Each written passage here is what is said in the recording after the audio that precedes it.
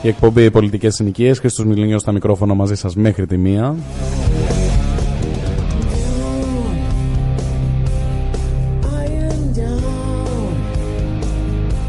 Και πάμε σε αυτό το σημείο να καλημερίσουμε στην τηλεφωνική μας γραμμή τον βουλευτή επικρατείας της Νέας Δημοκρατίας, τον κύριο Σταμάτη. Κύριε Σταμάτη, καλή σας μέρα. Καλημέρα σας. Έχουμε μετά τις εξελίξεις από το Eurogroup έναν εξαφανισμένο Υπουργό των Οικονομικών. Δεν έχει βγει ακόμα ο κ. Τσακαλώτος να μας πει ακριβώς τελικά τι συμφωνήθηκε στο Eurogroup. Και από ό,τι φαίνεται τελικά με τις ίδιες απορίες θα πάμε και αύριο το πρωί στην ώρα του Πρωθυπουργού. Και από εκεί μάλλον θα περιμένουμε κάποιες απαντήσεις. Είναι απορίας άξιων πως ο κύριος Τσακαλώτος και ο κύριος Χουλιαράκης δεν έχουν μιλήσει καθόλου για το πραγματικό περιεχόμενο της συμφωνίας που έκαναν, αν την πούμε συμφωνία, που έκαναν οι ίδιοι πριν από λίγες μέρες. Εμείς δεν ρωτάμε που περιέργεια, αλλά αποτελεί πρωτόγνωρο γεγονός οι αρμόδιοι υπουργοί να μην ενημερώνουν τον ελληνικό λαό. Ο κύριος Δραγασάκης πριν από μερικές μέρες μίλησε για φάση μετά την λιτότητα. Ο κύριος Πύριτζης την ανακήρυξε ως ημέρα εθνικής γιορτής. Αυτοί οι δύο αρμόδιοι υπουργοί τι έχουν πάθει? Αποφάσεις έχουν μείνει σε αφασία. Μάλιστα. Χθες είχαμε την συμφωνία τελικά ανάμεσα σε Κριστίν Λαγκάρτ και Άγγελα Μέρκελ για κοινή πορεία πλέον και κοινό μέτωπο. Είναι κάτι που προδίδει εντός εισαγωγικών την προσμονή που είχε η ελληνική πλευρά για διαφορετική στάση του Διεθνούς Νομισματικού Ταμείου και ότι θα παραμείνει σύμμαχος της ελληνικής πλευράς. Πώς το βλέπετε αυτό? Σε ποιο να μείνει σύμμαχος? Η ίδια κυβέρνηση δεν ξέρει ακριβώς τι θέλει. Πριν από λίγο καιρό, πριν από 3-4 μήνες, το δούνο του ήταν απαραίτητο κατά την άποψη των κυβερνητικών παραγόντων. Στη συνέχεια άλλαξαν άποψη. Τώρα που έγινε αυτή η συμφωνία, που βεβαίως το πλήρες περιεχόμενο ακριβώς δεν το γνωρίζουμε, νομίζω ότι η κυβέρνηση έχει εμπλακεί σε ένα πέπλο ομίχλης που δεν της επιτρέπει της ίδιας πια να αποφασίσει με ποιον είναι και τι. Διότι σας θυμίζω ότι το Διεθνές Νομισματικό Ταμείο έλεγε δύο πράγματα που ήταν εξαιρετικά καλά για την ελληνική πλευρά. Δηλαδή έλεγε μείωση του χρέους από μια μεριά και περιορισμό των πρωτογενών πλεονασμάτων. Αυτά ήταν τα θετικά στοιχεία της τοποθέτησης του Διεθνούς Νομισματικού Ταμείου. Αυτό που δημιουργούσε δυσφορία στην κυβέρνηση ήταν η προώθηση μεταρρυθμίσεων. Μετά από αυτή τη συμφωνία Μέρκελ-Λαγκάρντ αντιλαμβάνεστε ότι μένουν μόνο τα πικρά σημεία της συμφωνίας. Δηλαδή, από τη μια μεριά δεν γίνεται λόγος πια από το Διεθνές Νομισματικό Ταμείο για το χρέος και από την άλλη γίνεται αποδεκτό από πλευράς Γερμανίας η προώθηση των μεταρρυθμίσεων. Αντιλαμβάνεστε ότι η κυβέρνηση δεν είναι σε θέση η ίδια να πάρει θέση ούτε σε αυτό το θέμα ακόμη. Εκτός του ότι οι δύο αρμόδιοι υπουργοί οικονομικών βρίσκονται σε αγωνία όσον αφορά το θέμα της διαπραγμάτευσης που έγινε πριν από 3-4 μέρες, και τώρα ακόμα κανένας κυβερνητικός παράγοντας δεν έχει τοποθετηθεί πάνω στη συμφωνία που έχει κάνει το Διεθνές Νομισματικό Ταμείο με τη Γερμανία. Αντιλαμβάνεστε ότι εδώ παίζεται ένα παιχνίδι ρουλέτας και κακά τα ψέματα. Αυτό είναι αποτέλεσμα της τακτικής του ΣΥΡΙΖΑ από την πρώτη στιγμή να καθυστερεί τις αξιολογήσεις, και η καθυστέρηση των αξιολογήσεων δημιουργεί την ανάγκη πρόσθετων μέτρων. Μπροστά σε αυτή την κατάσταση βρισκόμαστε σήμερα. Μάλιστα. Κύριε Σταμάτη, θέλω να σας ρωτήσω το εξής.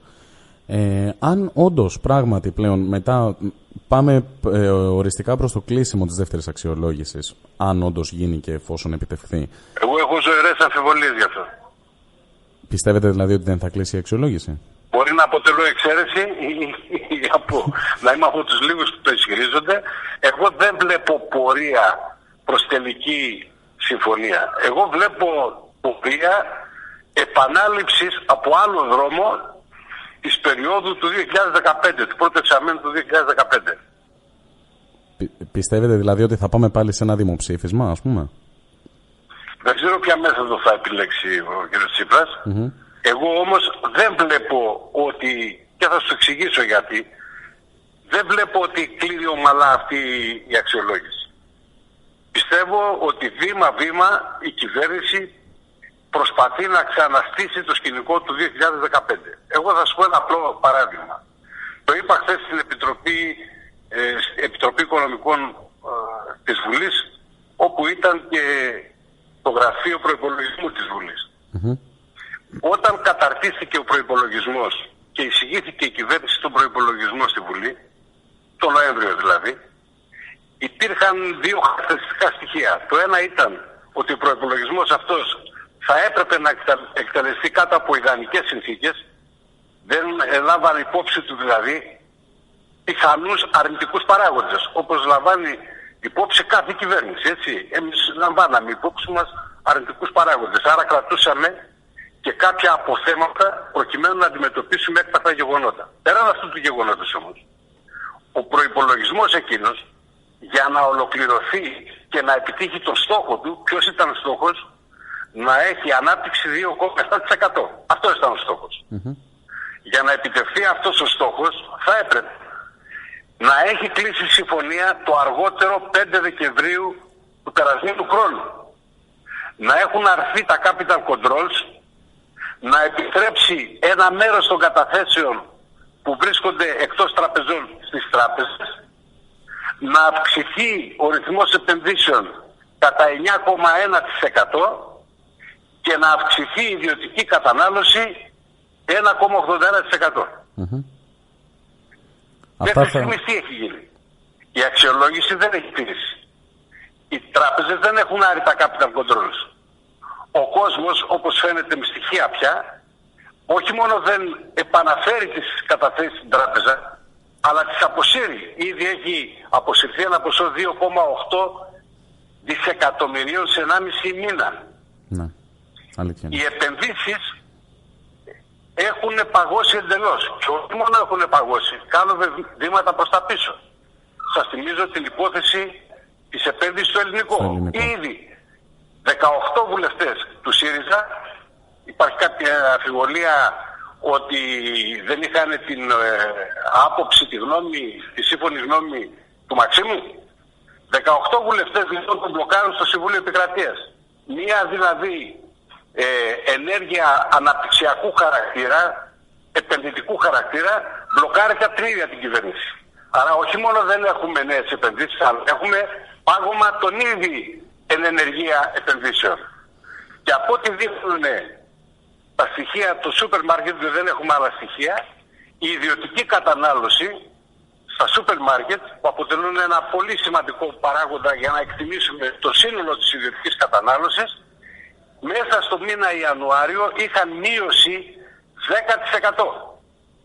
Άρα όλα τα στοιχεία, όλες οι προϋποθέσεις που είχε θέσει η ίδια η κυβέρνηση για να εκτελέσει τον προϋπολογισμό και να βγάλει το προϋπόθητο 2,7 ανάπτυξης, κινούνται αρνητικά. Τι σημαίνει αυτό? Σημαίνει ότι κάθε μέρα που περνάει η προοπτική υλοποίηση αυτού του προϋπολογισμού και επιτυχία του στόχου του 2,7% πάει στράφη. Δεν υπάρχει τέτοια προοπτική. Αντιλαμβάνεστε λοιπόν ότι όλο το story πάνω στο οποίο είχε στηθεί αυτή η προσπάθεια, ήδη τους πρώτους 2 μήνες, από ό,τι φαίνεται η διαπραγμάτευση δεν θα διαρκέσει, ως διαπραγμάτευση όχι συμφωνία, θα διαρκέσει κάνα 2 μήνες ακόμα, έχει οδηγήσει τα πράγματα σε αρνητική φορά. Αν σε αυτά βάλετε βέβαια και το γεγονός ότι δεν γίνεται πια καμία συζήτηση για χρέος, καμία.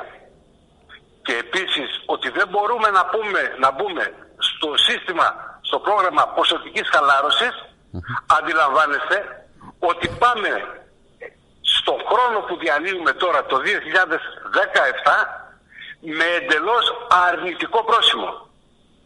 Αυτή είναι η πραγματικότητα.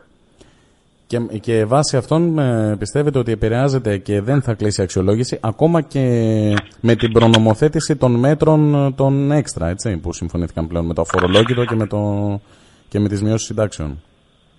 Πέρα από αυτό, εγώ σας δίνω ένα περίγραμμα του οικονομικού τοπίου μέσα στο οποίο κινείται η χώρα, κινείται ο προϋπολογισμός που βρίσκεται σε εφαρμογή τώρα και κινούνται οι δυνατότητες της οικονομίας.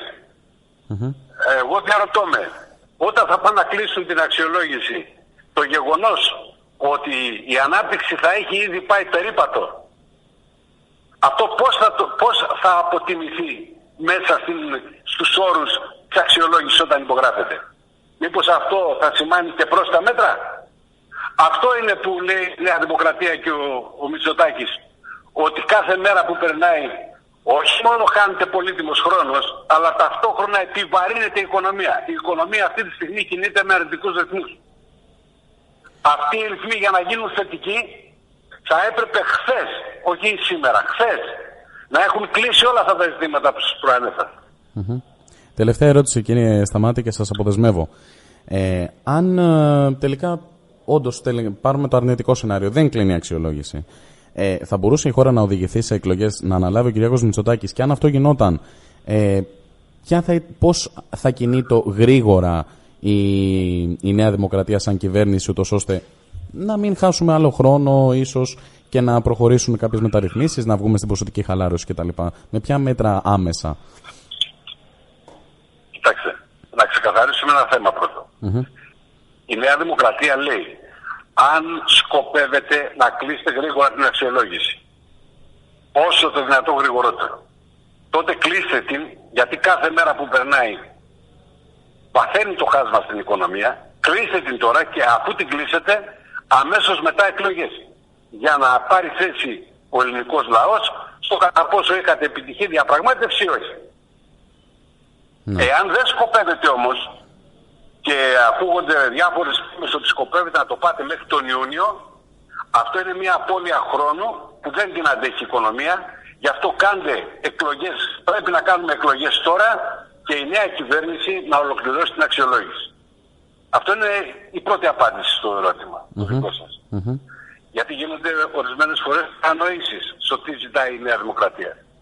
Τώρα, όσον αφορά τη Νέα Δημοκρατία, η Νέα Δημοκρατία δεν είναι το κόμμα που θα βγει και θα πει ότι αδιαφορώ για τη μέχρι τώρα πορεία της συζήτησης που έχει γίνει, αλλά από την άλλη μεριά έχει κάθε δικαίωμα και υποχρέωση να παρουσιάσει ένα διαφορετικό μείγμα πολιτικής που οδηγεί στο ίδιο δημοσιονομικό αποτέλεσμα. Προσέξτε, γίνεται μια παρανόηση. Αυτά τα μέτρα που λαμβάνονται τώρα είναι μέτρα που είχαν προβλεφθεί στο τρίτο μνημόνιο. Το τρίτο μνημόνιο το έχει υπογράψει ο κύριος Τσίπρας, όπου επέλεξε, αντί να κάνει περιορισμό των δαπανών, των κρατικών δαπανών, και να ενισχύσει τις μεταρρυθμίσεις, προτίμησε να αυξήσει τον αριθμό των δαπανών ως ένα βαθμό ή να μην τους μειώσει, και από την άλλη μεριά να μην προχωράει σε μεταρρυθμίσεις. Εμείς πάμε με ένα διαφορετικό μείγμα, με μια αντίστροφη πορεία των γεγονότων. Εμείς πιστεύουμε, παραδείγματος χάρη, ότι οι περισσότερες επενδύσεις, οι μεγαλύτερες επενδύσεις θα οδηγήσουν σε μείωση της φορολογίας. Και αυτό θα δώσει ανάσα. Και επίσης, ο τρόπος με τον οποίο θα προωθήσουμε τις μεταρρυθμίσεις, η ταχύτητα, μας δίνει το δικαίωμα να ζητήσουμε περιορισμό του πρωτογενούς πλεονάσματος από το 3,5% που έχει υπογράψει ο κύριος Τσίπρας στο 2%. Ώστε να υπάρξει ένα περιθώριο, αυτό του 1,5%, που να κατευθυνθεί σε αναπτυξιακούς στόχους και για την βοήθεια ανθρώπων που πράγματι έχουν ανάγκη. Μάλιστα. Κύριε Σταμάτη, σας ευχαριστώ θερμά. Να είστε καλά. Καλή σας μέρα.